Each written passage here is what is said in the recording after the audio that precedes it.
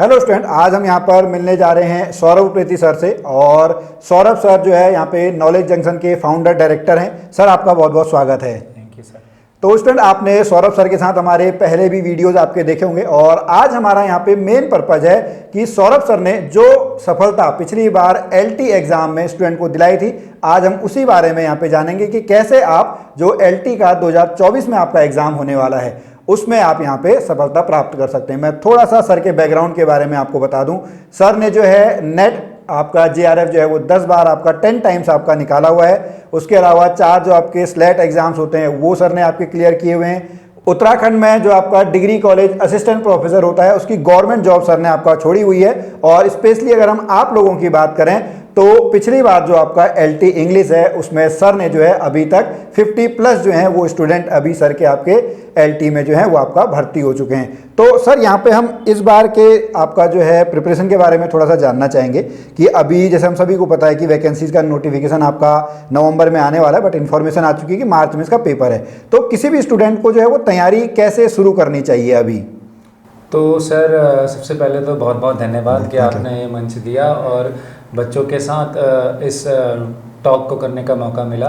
तो मुझे लगता है कि एलटी का जो हमारा एग्ज़ाम है वो एग्ज़ाम इस तरीके का है कि उसमें अगर हम बेसिक्स को अपने सॉलिड कर लें और हमारा अगर एलटी इंग्लिश में डीप चले जाएंगे तो हमारा ग्रामर आता है, उसके अलावा एनसीईआरटी आता है और लिटरेचर मेन है।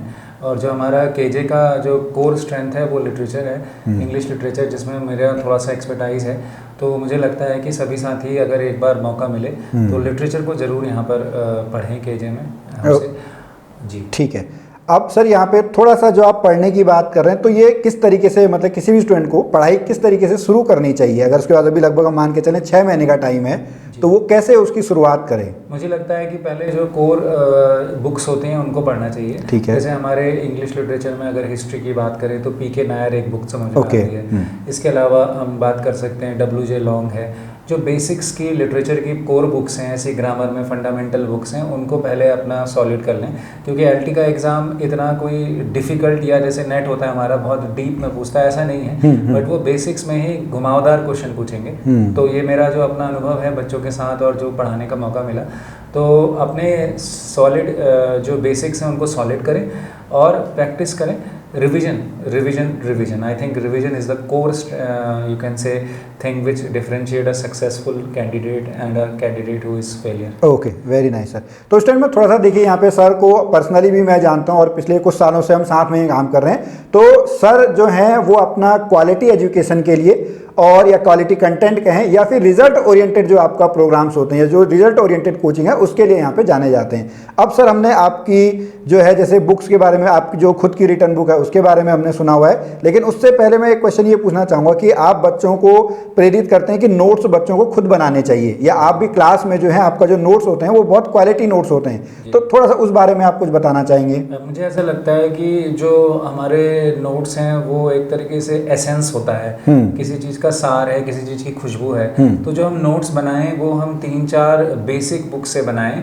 और जैसे कहते हैं कि ग्राउंडिंग जब हम बनाते हैं तो जो नोट्स बनाने का जो हमारा रेफरेंस बुक है वो हो जैसे आयोग जिसको मानता है, या फिर हम जैसे कहते हैं एग्जाम कंडक्टिंग बॉडीज हैं, UKPSC, UK triple SC, SKS में, तो वो जिसको एक बेस जैसे ऑक्सफोर्ड कंपेनियन है हमारे यहाँ और इस एमएच अब्राहम से ग्लॉसरी में, तो ये कुछ 2-3 कोर बुक्स हैं जिनसे बच्चों को नोट्स बनाने चाहिए और फिर मल्टीपल सोर्सेज से लेने चाहिए। But at the same time ये अवेयरनेस ज़रूर हो कि कोट्स या सोर्सेज जो आप ले रहे हैं वो ऑथेंटिकली वेरीफाइड हो। उसके लिए आप एक्सपर्ट से पूछ सकते हैं, हमसे पूछ सकते हैं। और फिर सबसे इम्पॉर्टेंट बात है कि आप जब वो नोट्स बनाते हैं तो वो नोट्स एग्ज़ाम ओरिएंटेड भी बनने चाहिए। ओके, एग्जाम ओरिएंटेड, ठीक है। तो अब यहाँ पे अगर हम एग्जाम ओरिएंटेड की बात करें तो एलटी के लिए पर्टिकुलर जो है वो नोट्स आपको कैसे बनाने चाहिए स्टूडेंट्स को? मैं बच्चों से ज़रूर साझा करूँगा इस बात को।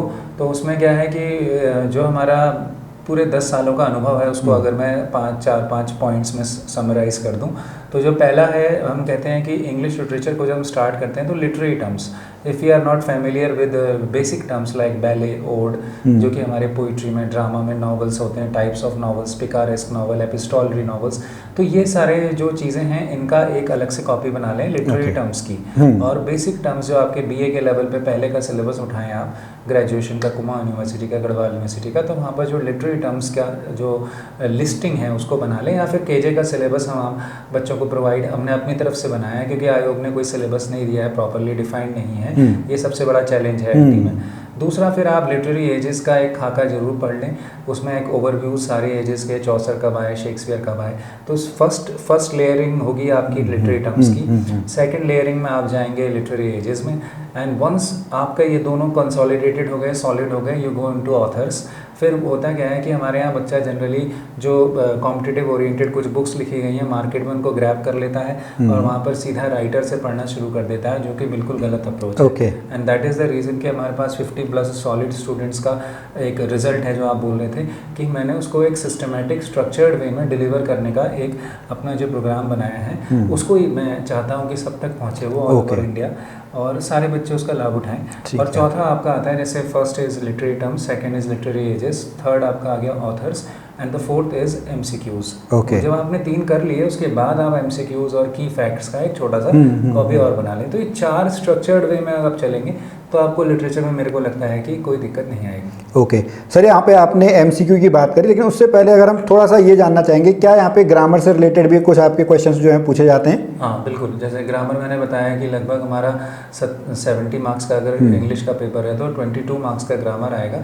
तो ग्रामर में मैंने जैसे कि अभी पहले ही बताया कि आपको जो बेसिक्स हैं, जैसे पार्ट्स ऑफ स्पीच है, टेंसेज है, एक्टिव पैसिव है, ये सारे की कॉन्सेप्ट्स का इन डिटेल कॉम्पिटिटिव एक पॉइंट ऑफ व्यू क्लियर होना चाहिए। उसके लिए आपको अगेन यू हैव टू, मैं तो I always say that go back to basics.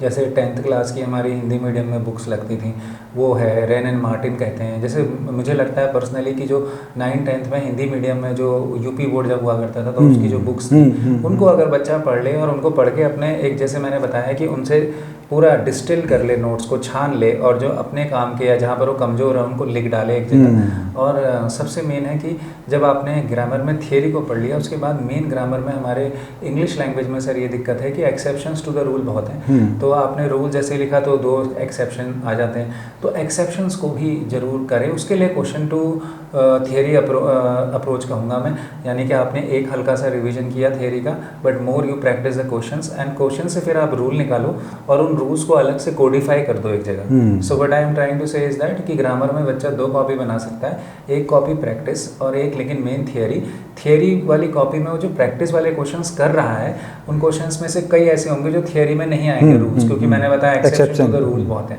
तो उन रूल्स को वो क्वेश्चन से जो उसने सीखे वो कोडिफाई करके इकट्ठा कर ले अपनी थियरी वाली कॉपी में। So I think that's the best practice, उससे नहीं रुकेगा ग्रामर। ओके, बहुत बढ़िया, थैंक यू सर।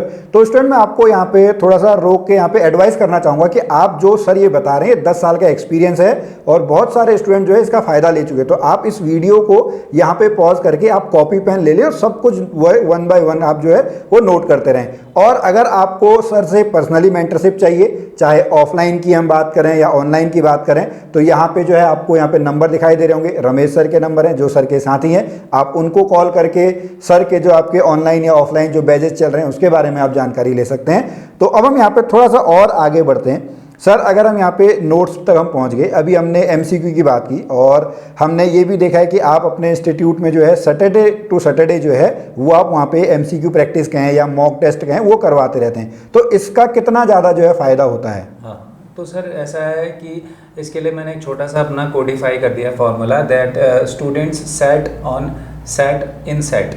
तो SAT हमने सेट बनाया है। तो SAT सैटरडे हो गया एक सेट का सेकंड फॉर्म, और एक SAT हो गया self analysis test. So there are 3 sets in set.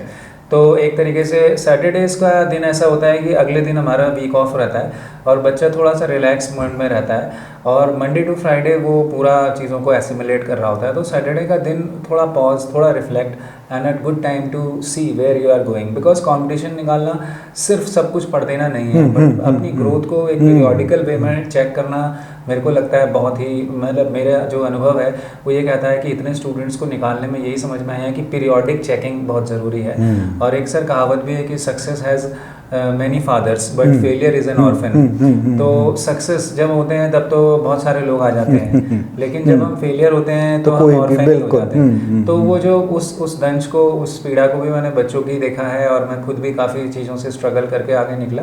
तो मुझे ये लगता है कि एक अपना रिफ्लेक्शन तो हर वीक में बनता ही है। और सबसे मेन बात मैं यही ज़रूर कहूँगा बच्चों से, क्योंकि बच्चों के अंदर एक, जैसे हम कहते हैं, एक आजकल सुपर फास्ट कल्चर है। हर चीज़ हम जो है फास्ट ट्रैक कर रहे हैं, but the one thing that you can not fast track is hard work.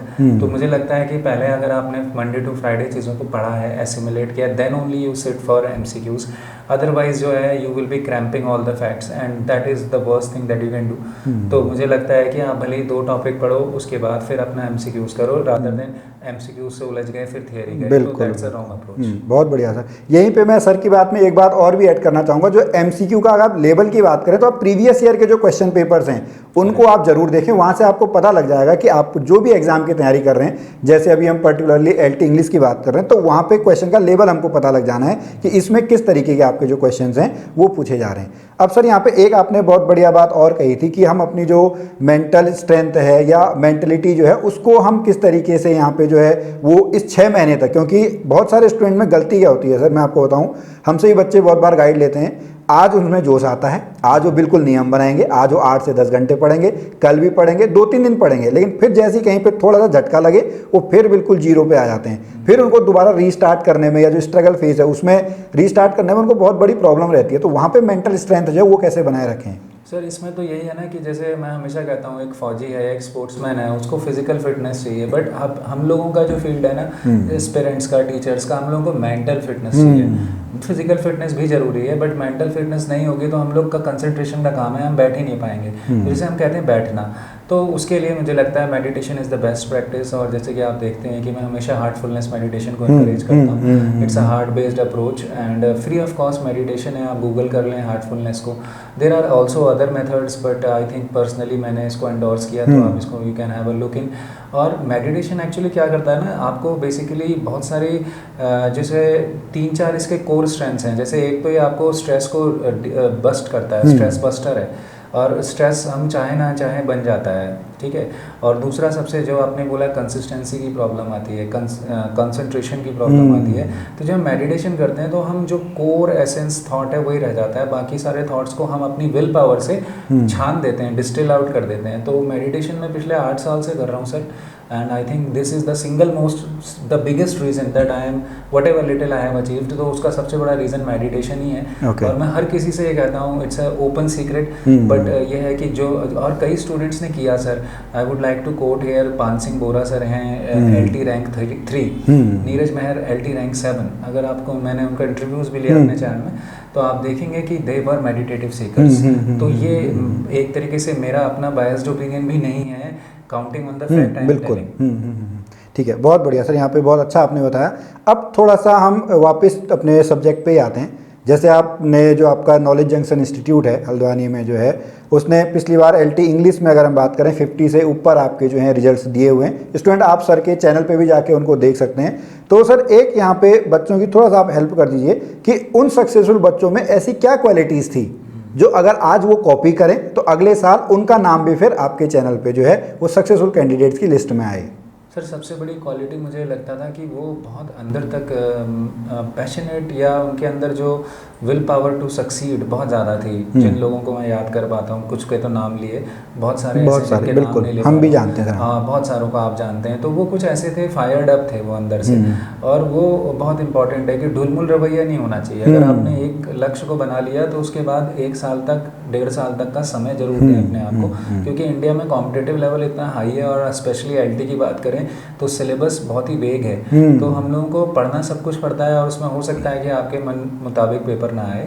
तो आप उसकी रेंज के, ये सजेशन सबको दूंगा कि LT की तैयारी जो कर रहा है एस्पिरेंट, वो उसकी रेंज के सभी एग्जामों को कैटर कर सकता है। जैसे KVS में TGT आता है, नवोदय आता है, EMRS में वैकेंसीज आई हैं। तो उस रेंज के, टीचिंग की रेंज के जो LT ग्रेड के टीचर्स, DSSB है बहुत अच्छा ऑप्शन, तो वहाँ पर वो सभी रेंज में अपने आप को जो है परख ले, और लेकिन एक ही रेंज की तैयारी करे, और अंदर तक उसके अंदर एक स्ट्रॉन्ग विल पावर हो सक्सेस पाने की। और तीसरी सबसे बड़ी बात है जो आप अभी भी कह रहे थे, कंसिस्टेंसी बहुत इंपॉर्टेंट है। चौथा कि सर प्लान्ड और प्लानिंग और रिवीजन बहुत इंपॉर्टेंट है। अक्सर ये गलती होती है सर कि जब फॉर्म्स आते हैं then most of the students they come to us. तो ये मैं हमेशा कहता हूँ कि फॉर्म आने के बाद अगर हमने पढ़ा या फॉर्म पेपर से 2-3 महीने पहले पढ़ रहे हैं तो you compare yourself to that candidate who is preparing for the last 1 year. तो कहीं ना कहीं जो पहले से पढ़ रहा है बच्चा वो एक एडेड एडवांटेज ले लेता है। तो इसीलिए आपकी तैयारी लंबे समय से, आपका रिवीजन, आपका जो है inner will power to succeed, और मोस्ट इम्पॉर्टेंटली कि आपका एक smart approach, structured approach, systematic approach, वो आपको मुझे लगता है कि इन कैंडिडेट्स में था, इसकी वजह से ये लोग बड़ा आगे निकल गए। चलिए बहुत बढ़िया, थैंक यू सर। यहाँ पे आपने इतनी सारी जानकारी जो है हमारे स्टूडेंट को दी है। अब मैं लास्ट में थोड़ा सा आपसे ये जानना चाहूँगा कि अभी जो स्टूडेंट तैयारी अपना शुरू करना चाह रहा है तो वो आपसे कैसे गाइडेंस ले सके, चाहे वो ऑनलाइन की बात हो या फिर ऑफलाइन की बात हो। तो मेरे ख्याल से जैसे कि आपने बताया अभी नंबर्स हैं, और थोड़ा सा एक बात है कि जैसे ज़्यादातर समय क्लास और या फिर कंटेंट में प्रिपेयर करने की वजह से थोड़ा मैं कई बार कम्युनिकेशन नहीं कर पाता, तो उसके लिए रमेश परगाई सर हैं और हमारा नॉलेज जंक्शन 2.0 चैनल है, वहाँ पर आप जा सकते हैं। इसके अलावा अभी आपका जो बहुत अच्छा गुरुजी उत्तराखंडी है, वहाँ पर भी बच्चों को पता चल रहा है हमारे बारे में। तो मेन क्या है, जो मोटी मोटी बातें मैंने बताई उनको भी अगर वो नोट डाउन कर लें बच्चा और उसके हिसाब से चीज़ों को समझ ले, तो मेरे को लगता है कि वो अपने आप में ही काफ़ी ज़्यादा वो हो जाएगा। बाकी हमारे कोर्सेज चल रहे हैं, admissions are open. If you want to take admission, if you want to take demo classes, आप हमें कॉल कर सकते हैं, जो नंबर सर ने दिया है, और उस पर कॉल करके क्लासेस लेके आगे बढ़ सकते हैं। ठीक है। और सर जो ऑफलाइन आना चाहें, अगर हल्द्वानी के कुछ स्टूडेंट यहाँ पे देख रहे हैं तो वो आपसे कैसे जुड़ सकते हैं? तो हमारा ब्लॉक चौराहे पे हमारा अर्लियर लोकेशन था गर्ल्स डिग्री कॉलेज के अपोजिट नवाबी रोड में, which was a very famous place हो गया था।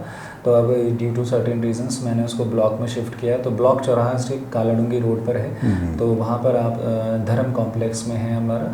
तो you can come and before coming you can call us also, और वहाँ पर आइए आप। और छोटी सी एक किताब भी लिखने का मौका मिला था कोरोना में सर, तो वो किताब को भी आप देख सकते हैं। हमारे पास उसकी कुछ ही कॉपीज़ हैं, जो लोग लेना चाहें वो कॉल करके उस किताब को, आई थिंक 250 रुपीज़ उसका ऑफलाइन जो प्राइस है, प्लस अगर कोई और कुरियर करना चाह रहा है या वैसे तो उसका एडिशनल एड ऑन हो जाता है चार्ज, तो वो आप देख सकते हैं। मेरे ख्याल से एक ईमानदारी से किया गया प्रयास है वो, और उसमें आप अपने आप को एनालाइज करके चेक कर सकते हैं कि आपका at this level, current level क्या है स्टेटस। बिल्कुल।